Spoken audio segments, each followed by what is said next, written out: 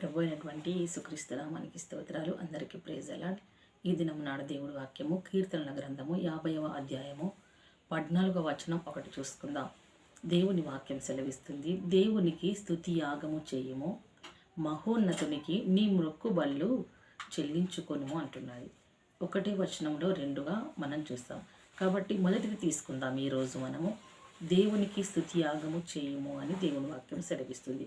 స్తుతి చేయడము ద్వారా స్తుతి చేసేవారు దేవుణ్ణి మహిమపరుస్తున్నారు అని దేవుడి వాక్యం సెలవిస్తుంది. స్తుతి ఎక్కడ ఉంటుంది అని అంటే స్తుతి దేవుడు నివసించే స్థలముగా మనం చూస్తాం. స్తుతిని ఒక విజయవంతమైన కార్యముగా మనము చూస్తాం. స్తుతిని మార్పిడి చేసే కార్యక్రమంలో విషయంలో కూడా మనము చేసుకుంటాం. అదే రీతిగా చూసుకున్నట్లయితే స్తుతి చేయడము ద్వారా మన బంధకాలను తెంచేవిగా చూస్తున్నాం. స్తుతించడము ద్వారా సర్వశక్తి గల దేవుడి సన్నిధిని మనము భూమి మీదికి రప్పించే ఒక బలమైన శక్తిగా స్తుతిని చూస్తున్నాం. స్తుతి అంటేనే ఒక బలమైన శక్తి, స్తుతి అంటేనే బలమైన ఆత్మకార్యము. స్తుతి అనగానే దేవాది దేవుడు మన చెంత తన పరలోక సైన్యంతో ఉన్నంత అనుభవం స్తుతి అనగా. కాబట్టి అబ్రాహాము గారు కూడా స్తుతి ఆరాధన చేశారు. కానీ ఆయన చేసిన ఆరాధన ఎంత బలమైనది అని అంటే, ఆయన వెళ్ళిన ప్రతి చోట దేవునికి బలిపీఠము కట్టాడు. ఆయన బలిపీఠము కట్టాడు. ఈ రోజులలో మనము దేవుణ్ణి మనం వెళ్తున్న ప్రతి చోట మన హృదయం అనే బలిపీఠమును కట్టుకొని వెళ్ళిన ప్రతి చోట స్తుతియాగం అర్పిస్తున్నామా? దేవుడు చేసే ఏ కార్యక్రమము కానీ, ఏ కార్యము కానీ, అద్భుత కార్యాలు కానీ, ఒక సందర్భాలలో మన ప్రార్థనకు ఆలస్యంగా జవాబు వచ్చిన దానిని బట్టి కానీ కృతజ్ఞతా స్తుతులు చెల్లిస్తున్నామా? ఎలా ఉంటున్నాం? మన స్థుతి, మన స్థితిగతులను మార్చేదే స్థుతి కదా. మన ప్రతి పరిస్థితిని మార్చేదే స్థుతి. ఆ పరిస్థితిని మార్చే స్థుతిని మనం ఏ విధముగా స్తుతిస్తున్నాం? స్తుతి చేయడము ద్వారా బంధకాలు ఊడిపోతాయి కాబట్టి స్తుతి స్తుతి స్తుతి అంటున్నావా? అది హృదయం అనే బలిపీఠం మీద దేవుని ఆత్మను నిలుపుకొని ఒక మంట వలె స్తుతిని అర్పిస్తున్నావా? ఆ మంటలో స్తుతిని అర్పించినట్లయితే దేవుని రాజ్యము సమీపించి బంధకాలు తెంచబడతాయి. ఉన్న పరిస్థితి అంతా తారుమారు చేసి దేవుడు మనకు అనుకూలమైన పరిస్థితులను మనకు అనుగ్రహించనంటున్నాడు. విజయానికి మూలముగా ఆ స్తుతి ఉండనంటుంది. మరి మనము చేసే స్తుతి ఎలా ఉంటుంది? అతి పరిశుద్ధంగా పవిత్రంగా చేయాలి. స్తుతి చేయడం ద్వారా స్తుతి యాగం అర్పిస్తున్నాం. మనం ఇక్కడ స్తుతి ఆరాధన చేస్తున్నాము దేవునికి అనగా ఆయన సింహాసనంను కదిలిస్తున్నాం. మనము ఆయన సింహాసనంను కదిలించేవారు ఎవరో తెలుసా?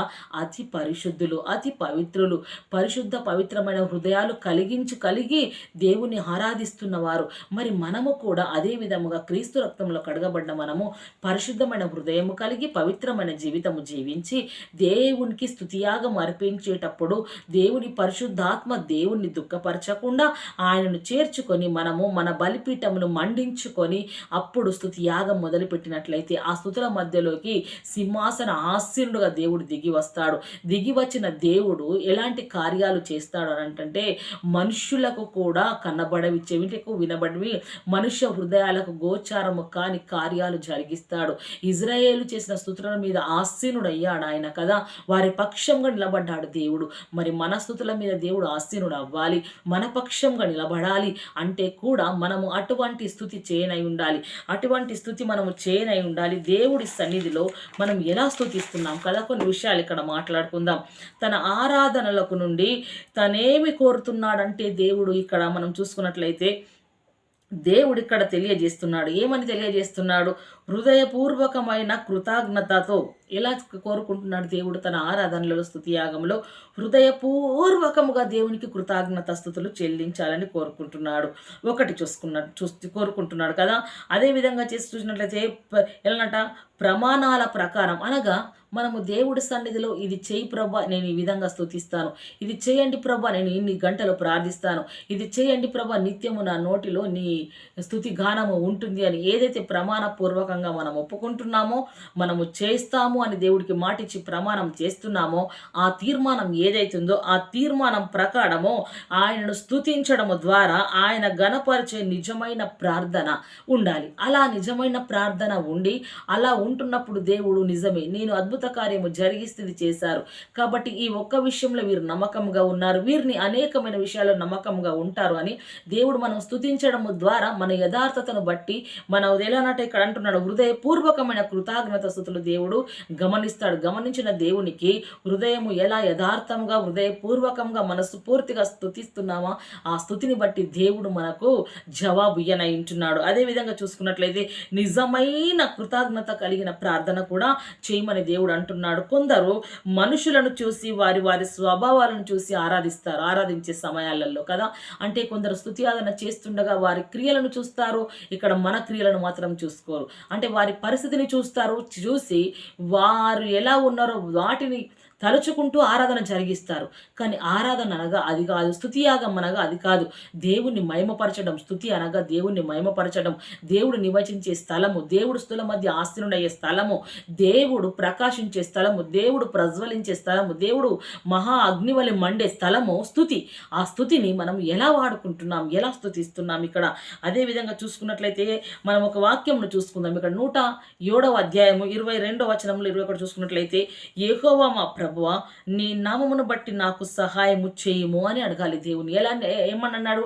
యెహోవా మా ప్రభువా అన్నాడు కదా.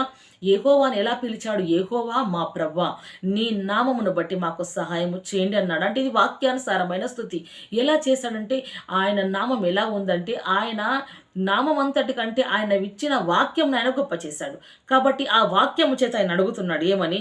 యెహోవా మా ప్రభువా నీ నామమును బట్టి మాకు సహాయము చేయుము, నీ కృప ఉత్తమమైనది కదా. ఎటువంటిదట ఆయన కృప? ఎలా ఇక్కడ స్తుతిస్తున్నాడు? ఆయన నామం నెచ్చించాడు, దేవుని జ్ఞాపకం చేశాడు. నీ నామం బట్టి నాకు సహాయము చేయని దీనత్వం కలిగిన స్తుతి చేశాడు కదా. దీనత్వం కలిగి అడుగుతున్నాడు, నేను ప్రార్థిస్తున్నాను కావాలి, నేను ప్రార్థిస్తున్నాను రావాలని లేదు. కానీ ఇక్కడ దేవుడిని మయంపరుస్తూ అంటున్నాడు. అని ఏమంటున్నాడు? దేవుని కృప ఎటువంటిదట? ఉత్తమమైనదట, శ్రేష్టమైనదట. ప్రభు నీ కృప ఉత్తమమైనది, నీ కృప జీవము కంటే శ్రేష్టమైనది కదా. నీ కృప ఎంతో అత్యున్నతమైనది. కాబట్టి ఆ కృపను బట్టి ఎలా అంటున్నాడు? నా హృదయమునకు ఉన్నదిగా ఉత్తమమైనదిగా ఉన్నది గనక నన్ను విడిపింపుము అంటున్నాడు. నీ కృపను బట్టే అని దీనత్వం కలిగి స్తుతిస్తున్నాడు. అక్కడ నేను దీన దరిద్రుడను, నా హృదయము నాలో గుచ్చబడి ఉన్నది. ఏమంటున్నాడు అక్కడ? దేవ అన్నిటికీ నీవే ఉన్నతుడవు, నీవే ఉత్తముడవు, నీవే పరిశుద్ధుడవు, నీవు మహోన్నతుడవు. నీ నామమును బట్టినే కార్యము జరుగును ప్రవ్వా, నీ నామమును బట్టిన కార్యము జరుగును. నేనైతే దీనుడను, నేను దరిద్రుడను ప్రవ్వా అని అంటున్నాడు. ఆయన ఎంతగా దీనత్వంలోకి వచ్చాడు కదా. అదే విధంగా చూసుకున్నట్లయితే నేను నీకు కృతజ్ఞతార్పణలో అర్పించేదను, యెహోవా నామమున ప్రార్థన చేసేదను. హల్లెలూయా. ఏమంటున్నాడు? నేను నీకు కృతజ్ఞతార్పణలు అర్పిస్తాను. కృతజ్ఞత అర్పణలు అనగా ఏమిటి అనగా దేవుడి సన్నిధిలో మనము కృతజ్ఞత కలిగి ఆయన చేసిన కార్యమును తలుచుకుంటూ ఆయన సన్నిధిలో మోకరిల్లినప్పుడు కృతజ్ఞతా స్తోత్రం అని హృదయపూర్వకంగా ఉత్తమమైన కృపను మనము ఆరాధించినప్పుడు ఆయన సన్నిధిలో మనము జ్ఞాపకం చేసుకుంటూ స్తుతించినప్పుడు అది అర్పణగా దేవుని సన్నిధికి చేరనై ఉంటుంది. కాబట్టి ఇక్కడ అంటున్నాడు, ఏమంటున్నాడు? ఆ విధముగా నేను ప్రార్థించేదని అంటున్నాడు, వాక్యానుసారముగా అంటున్నాడు ఆ మాట అని అంటున్నాడు. ఆయన ప్రజలందరి ఎదుటను యెహోవా మందిరపు ఆవరణములలో, హల్లెలూయా, ఎక్కడ స్తుతిస్తున్నాడు? ఎక్కడ కృతజ్ఞత స్తుతులు చెల్లించుకుంటున్నాడు ఆయన అని అంటే తన ప్రజల ఎదుట, దేవుని మందిర ఆవరణములలో అనగా జ్ఞాపకం చేసుకున్నాం. తన ప్రజలు ఎవరు? మనమే. అంటే సియోను అంటే సంఘము, దేవుని సంఘములో కృతజ్ఞత స్తుతులు చెల్లించుకుంటున్నాడు. అదేవిధంగా చూసుకున్నట్లయితే దేవుని యొక్క మందిర ఆవరణములో ఇక్కడ అంటున్నాడు, ఏమని అంటున్నాడు అంటే ఆయన ప్రజలందరూ దేవుని మందిరపు, యెహోవా మందిరపు ఆవరణములలో అంటున్నాడు. ఏ మందిరం ఉంది అక్కడ? ఏ చోట అంటే ఆ చోట అర్పించలేడు, కానీ దేవుని యొక్క మందిర ఆవరణములలో అంటున్నాడు. దేవుని మందిరములో ఏం నిలిచి ఉంటుంది? దేవుని మందిరములో ఆయన మహిమ నిలిచి ఉంటుంది, ఆయన తేజస్సు నిలిచి ఉంటుంది, ఆయన కృప నిలిచి ఉంటుంది, ఆయన మహిమ నిలిచి ఉంటుంది, ఆయన అత్యున్నతమైన పరిశుద్ధమైన ఆత్మ అక్కడ సంచరిస్తుంది. దేవుని పరలోక రాజ్యమే అక్కడ దేవుని మందిరములో వెలుగుగా సంచరిస్తుంది. అలా సంచరిస్తున్న సమయంలో మనం ఏం అర్పిస్తున్నాం? మనం ఇక్కడ అర్పించే ప్రతిదీ దేవుని మహిమ ఎదుట అర్పిస్తున్నాం. మాట్లాడే ప్రతి మాట దేవుడి మహిమ ఎదుట మాట్లాడుతున్నాం. ఏమి చేసినను ఆయన చూస్తున్నాడు. కాబట్టి దేవుని మందిరములో నేను నీకు అర్పించదని అంటున్నాడు అని అంటాడు. ఇక్కడ ఒక మాట చూసుకున్నట్లయితే మనం మీక గ్రంథంలోకి వెళ్దాం. ఇక్కడ ఏం మాట్లాడుతున్నాడు దేవుడు అనే విషయంలోకి వస్తే మనం ఇక్కడ చూసుకుందాం. 6వ అధ్యాయంలో ఒక 2 విషయాలు చూసుకుందాం. ఇక్కడ ఏమి తీసుకొని వచ్చి నేను యెహోవాను దర్శింతును అంటున్నాడు భక్తుడు. నేను ఏమి తీసుకొని రావాలి యెహోవాను దర్శించుటకు? ఏమి తీసుకొని వచ్చి మహోన్నతుడైన దేవుని సన్నిధిలో నేను నమస్కారము చేతును? నేనేమి తీసుకొని రావాలంటున్నాడు. అంటే ఆయన ఆలోచించేవి ఏ విధంగా ఆలోచించాడు? శారీరకమైన అర్పణలు ఆలోచించాడు. ఇక్కడ మనం మాట్లాడుతున్నది ఆధ్యాత్మికమైన స్తుతియాగమును గురించి మనం మాట్లాడుతున్నాం. కాబట్టి ఆ విషయానికి వస్తే ఇక్కడ అంటున్నాడు, నేను ఏమి తీసుకొని రావాలి, ఏమి తీసుకొని వచ్చి దేవునికి నమస్కారము చేయాలి, ఏమి అర్పించాలి అంటున్నాడు. దహన బలులను ఏడాది దూడలను అర్పింతునా? దహన బలులను ఏడాది దూడపిల్లను తీసుకొచ్చి అర్పింతున, వేల కొలది పొట్టేళ్లను వేలాది నదులంతా విస్తార తైలమును ఆయనకు సంతోషము కలిగించునా? కలిగించలేదు. ఆయన రక్తము త్రాగుతాను అంటాడు దేవుడి వాక్యం. నేను పొట్టేళ్ల రక్తం త్రాగుదునా అంటాడు ఆయన కదా. కీర్తన గ్రంథంలో ఇక్కడ అంటున్నాడు, మీకా ప్రవక్త గారు మాట్లాడుతున్నాడు. ఏమని అంటున్నాడు అంటే, ఇలా అర్పింతునా, ఇవి ఆయనకు సంతోషపరుస్తాయా? సంతోషపరిచే. మరి ఏమి సంతోషపరుస్తాయి ఆయనకనంటే, నా అతిక్రమముకై నా జ్యేష్ఠపుత్రుని నేను ఇత్తునా, నా పాప పరిహారమునకై నా గర్భఫలమును నేను ఇత్తునా. ఏం చేయాలి నేను దేవునికి? ఏమి చేసి తీసుకొని రావాలి అని అనుకుంటూ ఇక్కడ అంటున్నాడు, మనుష్యుడా ఏది ఉత్తమమో. ఎలా అంటున్నాడు? అది నీకు తెలియజేయబడి ఉన్నది. హల్లెలూయా. ఏం తెలియజేయబడి ఉన్నది? మనుషునికి ఉత్తమమైనది. ఉత్తమమైనది ఏమిటి? ఇప్పటి వరకు మనం చూసుకున్నాం, నీ కృప ఉత్తమమైనది అన్నాడు ఆయన.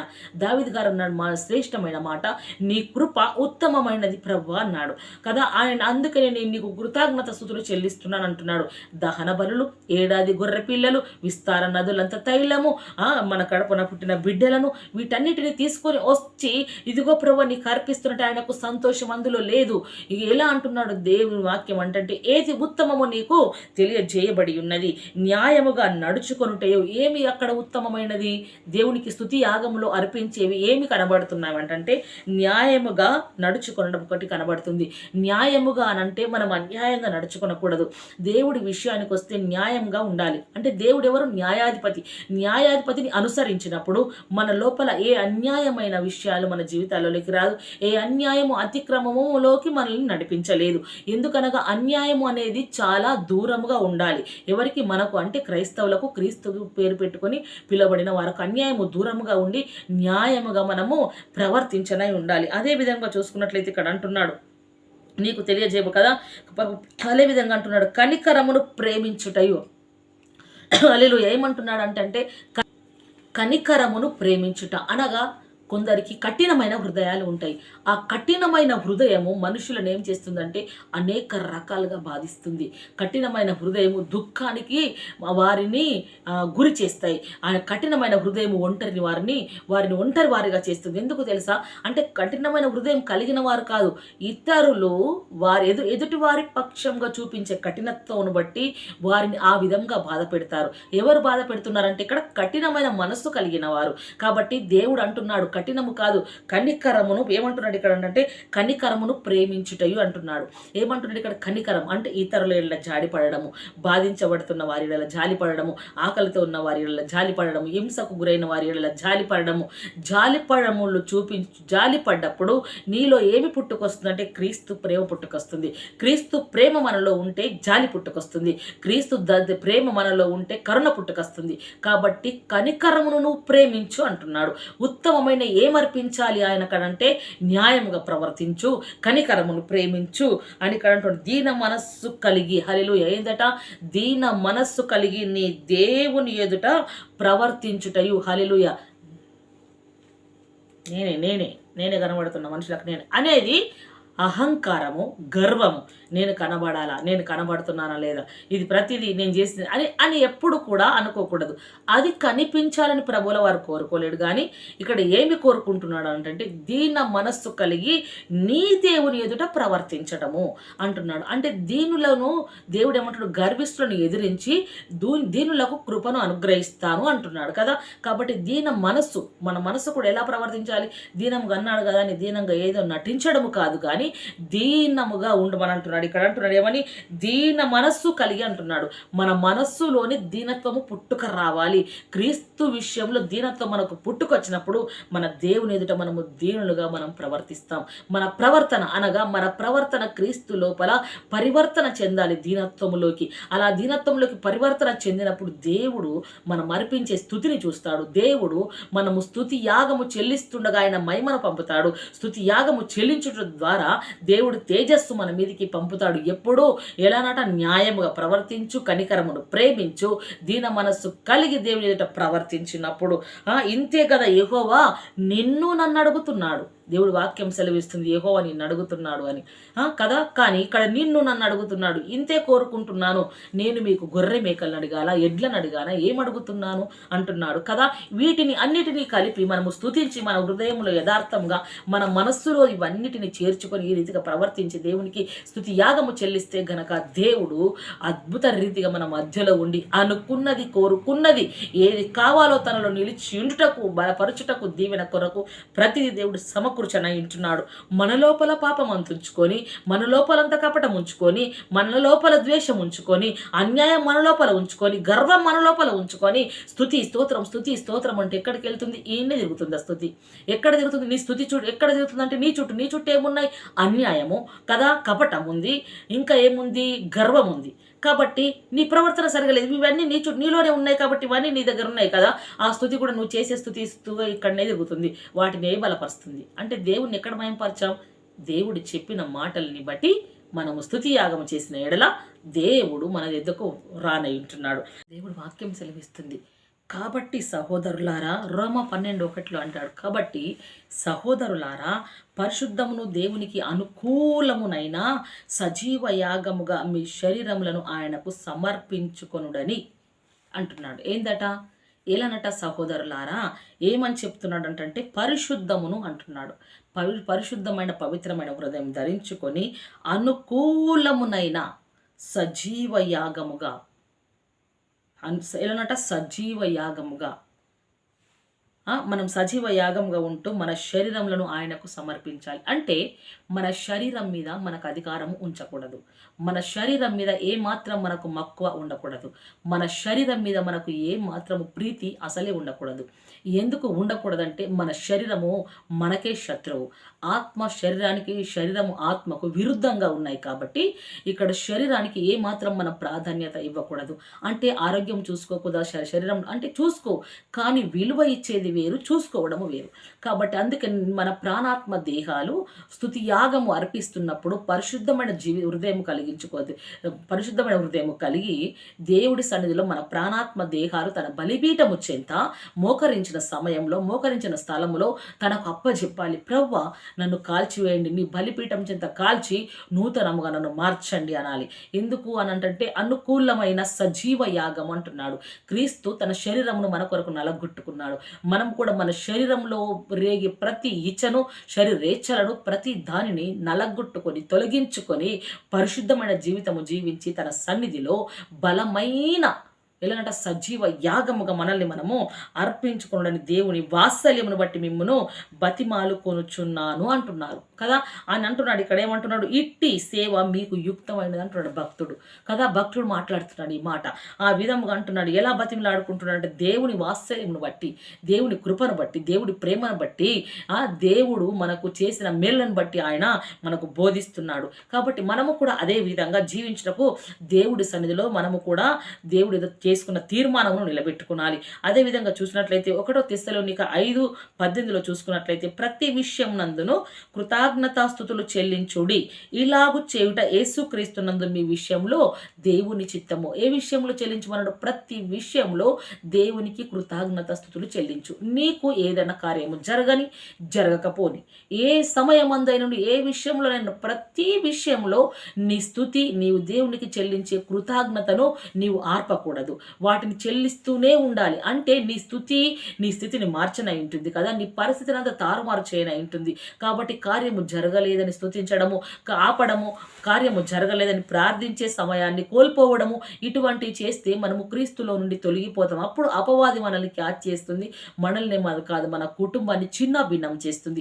అవకాశం దానికి ఇవ్వకుండా ప్రతి సమయంలో దేవునికి కృతజ్ఞత స్తుతులు చెల్లించుటకు బద్దులమై ఉండాలని ఇక్కడ దేవుడు వాక్యం బోధిస్తుంది. అదే రీతిగా మనం ఆ విషయంలో కూడా దేవుని చిత్తమై ఉంటుంది, దేవుని ఆశ ఉంటుంది కూడా. ఆ ఆశను నెరవేర్చాలి కదా మనము. కాబట్టి ఇక్కడ అంటాడు ఎబ్రిలో కూడా 13:15 చూసుకున్నట్లయితే కాబట్టి ఆయన ద్వారా మనము దేవునికి ఎల్లప్పుడూ స్తుతి యాగము చేయుదుము. ఎలానట? దేవుని ద్వారా, క్రీస్తు ద్వారా దేవునికి మనం ఎప్పుడును ఎలా అంటున్నాడు ఇక్కడ అంటే ఎల్లప్పుడూ దేవునికి ఏం చేయాలంటున్నాడు? స్తుతి యాగము చేయుదుము. ఒక రోజు, ఒక దినము, ఒక మధ్యాహ్నము, ఒక రాత్రి, ఒక సంవత్సరము, ఒక నెల, ఒక గడియ అని ఏమీ లేదు. ఎల్లప్పుడూ దేవునికి స్తుతి యాగము చేయాలి. నువ్వు కూర్చో, నువ్వు నిలబడు, నువ్వు ప్రయాణము చేయు, నువ్వు వంట చేయు, నువ్వు నిద్రపో, నీ పడకలో కూడా దేవుణ్ణి స్తుతించడము నీవు ఎప్పుడూ కొనసాగిస్తూనే ఉండాలి. ఉదయకాలం ఆరంభమైందను, నిద్ర లేవగానే ఆరంభమైందిరా ఆ స్థుతి నువ్వు మరలా పండుకొని ఆదమర్చేంత వరకు దేవుని స్థుతిస్తూ ఉండాలి, దేవుని మయంపరుస్తూ ఉండాలి. అంటే ఇదే పని. అంటే నువ్వు ఏ పనిలో ఉన్నను స్థుతించడము నీ అంతరంగము స్థుతిస్తుంది. ప్రాణాత్మ దేహాలు ఆయనకు అర్పించాము కదా, ఆ అంతరంగం స్థుతిస్తుంది. ఆంతర్య పురుషుడు తనను తాను మనల్ని బలపరుస్తాడు. మన హృదయంలో ఉంటాడు ఆయన బలము పొందుకొని. ఆయన మనల్ని ఎలానంట తన వశపరుచుకొని, ఆత్మ వశపరుచుకొని, పరిశుద్ధాత్మ వశపరుచుకొని మనము స్థుతించుటకు దేవుడు మనకు సహాయపడతాడు. అదే విధంగా చేయడము అనగా ఆయన నామమును ఒప్పుకొనుచు జివ్వ ఫలము అర్పించదము. ఏందట? ఆయన నామమును ఒప్పుకొనాలి. ఎలా? ఆయన పరిశుద్ధుడు, ఆయన మహోన్నతుడు. ఇక చెప్పుటకు సమయము సరిపోదేమో వీడియోలో. కాబట్టి ఆయనకు ఉన్న ఆయన నామమును బట్టి అనేక విధములుగా, నానా విధములుగా, ఆయన మేలులను బట్టి, ఆయన క్రియలను బట్టి, ఆయనకున్న పరిశుద్ధత పవిత్రతను బట్టి రాజుల రాజును యూదా గోత్రపు సింహమును ఆయన నామమును ప్రకటిస్తూ మనము స్తుతి స్తోత్రము చెల్లించాలి. జివ్వ పరులు అర్పించాలి, హృదయం సంతోషంతో అర్పించాలి. ఎందుకు అనంటే దేవుణ్ణి మహిమపరచమని దేవుడు వాక్యం సెలవిచ్చింది. దేవుణ్ణి స్తుతియాగము చేయము దేవునికి అంటున్నది కదా. దేవుని స్తుతియాగము చేయడము ద్వారా మనము పొందుకునే మేలులు ఇన్నై ఉంటున్నాయి. ఇన్ని మేలులను పొందుకున్నటకు మనము వేసే మొట్టమొదటి అడుగు పరిశుద్ధత, పవిత్రత. ఆ అడుగులో వేసినప్పుడు ప్రాణాత్మ దేహాలు అర్పించి ఉత్తమమైన ఆయన కృప ఎదుట సాగిలపడి న్యాయమును ప్రేమించి దేవుడి సన్నిధిలో ఎలానట న్యాయమును ప్రేమించాలి, కనికరమును ప్రేమించాలి, దీన మనసు ధరించుకొని ఉత్తమమైన ఆయన కృపలు కలిగి దేవుని సన్నిధిలో ముర్ర పెట్టాలి. అప్పుడు దేవుడు స్తుతుల ద్వారా మన పితరులకు అనేకమైన కార్యములు జరిగించాడు. ఆయన యుద్ధాలు చేస్తాడు, ఆయననే సమస్త కార్యములు నెరవేర్చాడు. మన జీవితాలలో కూడా దేవుడు చేస్తాడు. కాబట్టి ఇటు మాటలు దేవుడు మన ఆత్మనిమిత్తం దీవించి ఆశీర్వదించి ఫలింపజేయునుగాక. ఇటు స్తుతియాగం అర్పించుటకు దేవుడు మనల్ని సిద్ధపరచునుగాక. ఆయన మాటకు మనం లోబడదాం గాక. ఆమేన్. Praise the lord.